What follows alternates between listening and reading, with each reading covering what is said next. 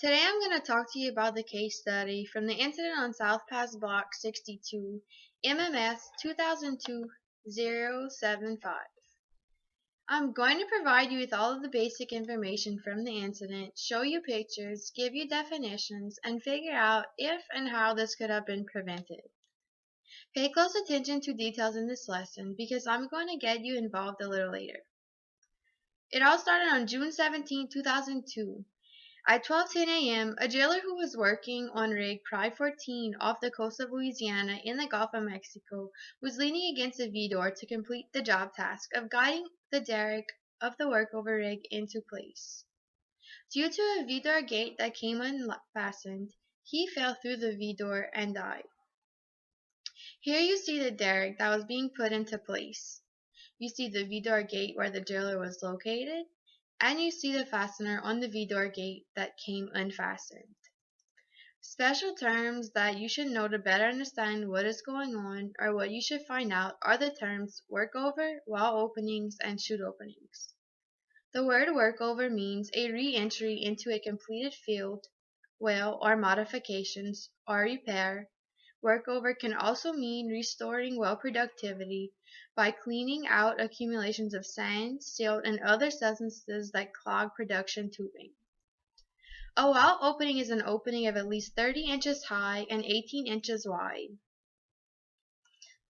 in any wall or partition through which persons may fall when a chute is not attached. And lastly, a chute opening is an opening with a chute or parachute attached. So your question is, what happened? It all started when the platform workover rig, Pride 14, was preparing to perform working procedures and the work progressed to raising the derrick to be pinned into place.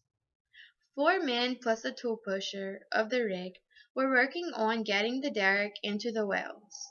As the heel sections were passing through the floor slots, a gate bearing the V-door inadvertently opened. What led to the jailer's fatality? The V-door that opened was held shut by a fastener that was not clipped or locked into place, like the right side of the door. So the V-door opened, and the jailer who had been leaning against the door to hold himself into place while assisting the derrick heel into place, fell backwards, losing his hard hat. As you can see, this picture shows where the V-door should have been clipped or locked to be securely shut. The jailer fell 19 feet from where he was working and hit his head on a wire spool. This fatal injury occurred upon his impact. We need to ask ourselves, were the proper steps taken to prevent the incident from occurring? At the pre-job safety meeting, the driller talked about the operation and informed the crew of the JHA and JSA. JHA means Job Hazard Analysis and JSA, Job Safety Analysis. As per requirement, the gates were in place in order to close off the V-doors when they were not needed to move equipment. A pin should have been placed on the right side of the V-door to prevent the doors from opening. Do you know what could have contributed to the cause of the fatality? The contractor failed to recognize that there was a possibility of opening the fastener, which means he did not include this in the JSA or JHA. There were not policy procedures on how to properly lock the V-door gates. If a policy were in place, it would have been followed and could have prevented the jailer's death. His death could have also been prevented by placing a barrier across the V-door, such as a chute or a chain. The jailer could have also worn a personal fall arrest system in case he would have fallen. If the doors were positively latched in the first place by a pin, the jailer would not have fallen through the doors.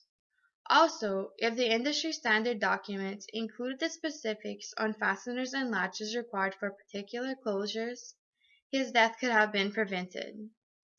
Think for a minute. What would you have done? Do you think you would have questioned if the gate were closed properly? Who do you feel is ultimately responsible for the jailer's death? Now that we have gone over this case study from South Pass Block 62, I would like each of you to complete this crossword puzzle. Let's see how many of you can recall things that occurred from this event. Time is up. How many of you completed the crossword puzzle? Do any of you feel that you now know how to make safer decisions in the work environment? Do you know what precautions to take before work is started? Will you wear the proper equipment before starting a job? Do you want to go home to your family at night? What safety precautions do you think you need to learn more about? All of these questions are important questions to ask yourself before working. It's always a good thing to be too safe and slow down production than to not be safe enough. I hope now that we have covered this case study from South Pass Block 62, you will make safer and less careless choices in your future.